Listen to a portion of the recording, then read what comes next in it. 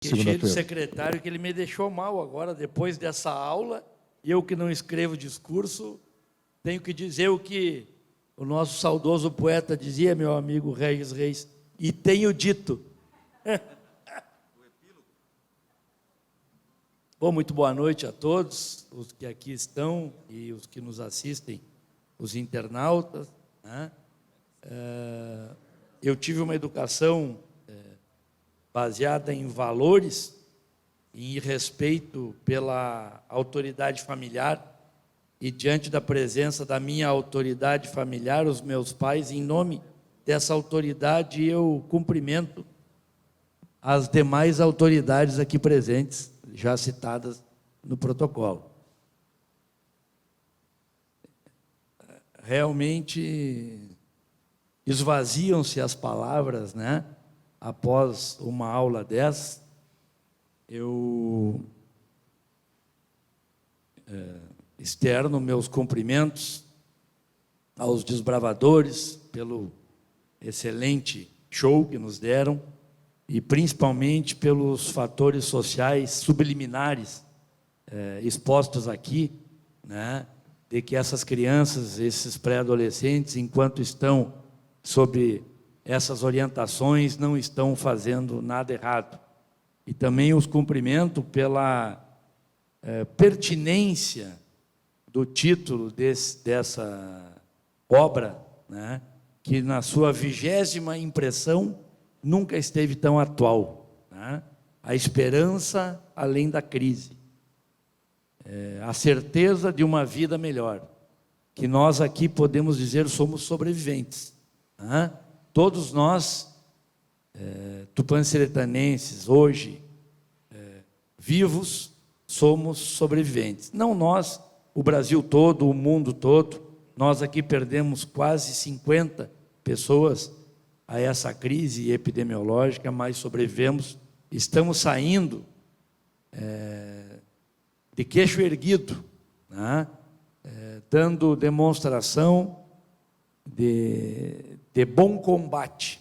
Meu secretário de saúde aqui presente, e em seu nome eu cumprimento a todos os envolvidos, direta ou indiretamente, nesse combate, nesse bom combate a essa epidemia tão covarde que nos acometeu. Então, parabéns, né? E dizer que essa esperança, não de esperar, mas de esperançar, né? É o que nos preserva à luz do fim do túnel, de uma vida cada vez melhor. Minha cara Luciane, de todas as brilhantes palavras, e faltou aqui dizer que, de tão admiradora que é da obra de Anita, o nome da sua filha não poderia ser outro, senão Anita. E eu, como vizinho, bom vizinho, um pouco ausente, mas vizinho, vou contar um segredo, que o nome do seu cachorro é Garibaldi.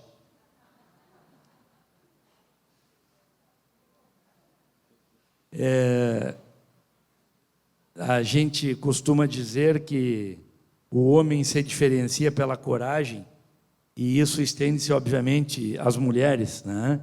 E a exemplo de Anita, as mulheres também se diferenciam pela coragem. Ela ainda na menoridade, né, em torno dos seus 17 anos, já era uma revolucionária, né, e morreu ainda com tenra idade, mas teve uma participação também.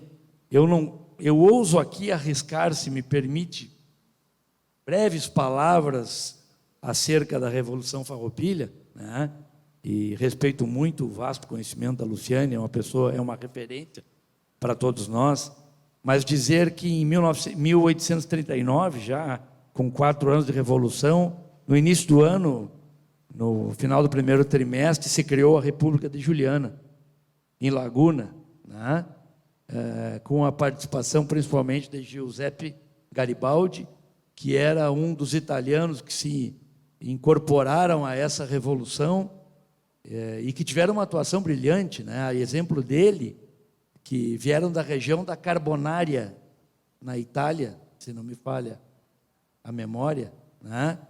E que essa República de Juliana, que se instalou em Laguna, teve papel importante e incomodou muito o Império, tanto que durou menos de 6 meses e foi dizimada pela Marinha do Império, com o reforço da cavalaria do Império, e aí que Giuseppe veio ao Rio Grande do Sul, já consolidar a sua família aqui no Rio Grande. E depois sucederam-se todos os fatos, que eu tenho certeza que vários dos senhores sabem, que estudaram a nossa Revolução, até o seu término, 10 anos depois. Muito nós poderíamos aqui falar sobre essa Revolução, sobre a sua importância, como muito bem falou a Luciane, e aí cabe a mim, como produtor rural, como hoje maior representante do setor primário do Tupã-Seretã, pelo Sindicato Rural, e é importante que a nossa classe saiba da sua participação na construção do nosso Estado, do nosso país, pois foi por causa do setor primário que se deflagrou a Revolução Farroupilha, como já foi dito, inicialmente pelo descontentamento dos pecuaristas e dos proprietários de charqueadas, porque na Revolução de 1824 havia uma disparidade tributária muito grande, 25% a alíquota do charque do Rio Grande do Sul contra 4% do charque uruguaio. E essa disparidade tributária foi o desencadeador, após tentativas do setor primário do Rio Grande do Sul, de negociar com o Império, negociar com então Congresso, sem êxito. Por quê? Porque esse nosso charque subsidiava a alimentação tanto dos escravos, quanto do café, e quanto das outras atividades muito próximas aos mimosos do Império, na época. Então, essas tentativas de negociação não obtiveram êxito, e por razões óbvias. Com isso, então, por esse descontentamento, no primeiro momento, foi o que desencadeou meramente uma revolução tributária. E, a partir daí, foi adquirindo outros vultos, né? E ainda meio século depois que ela tomou essa forma que nós temos hoje, bastante saudosista para alguns, e eu tenho certeza que para alguns o desfile Farroupilha é um mero momento de passear a cavalo, mas para aqueles que conhecem a nossa história, sabe que a importância que tem nós preservarmos acesa essa chama, que muito mais que numa pira deve estar presente no nosso coração, por valorizarmos as nossas raízes. Eis a importância da Semana Farroupilha. Eu não quero me alongar, né, mas encerro aqui trazendo algumas palavras do Bento Gonçalves, que teve uma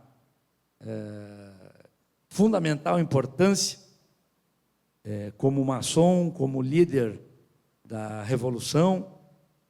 Bento Gonçalves citou: não conceder a paz entregando com a vergonhosa entrega das armas.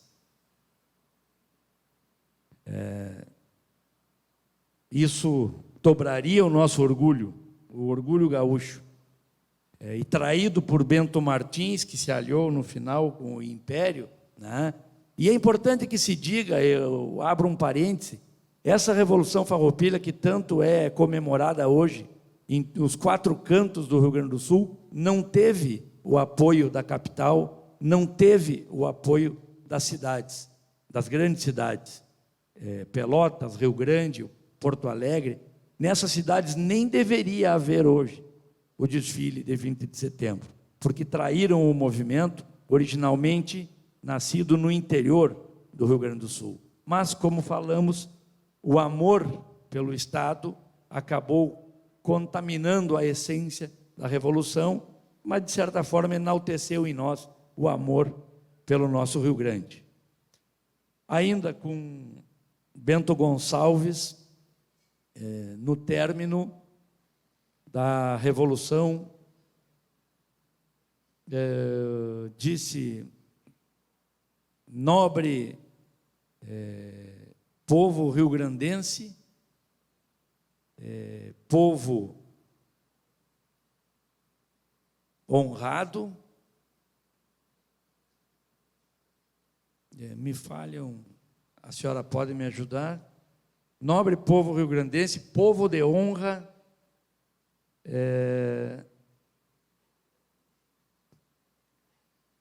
conquistaste a sua independência e jamais será escravizado.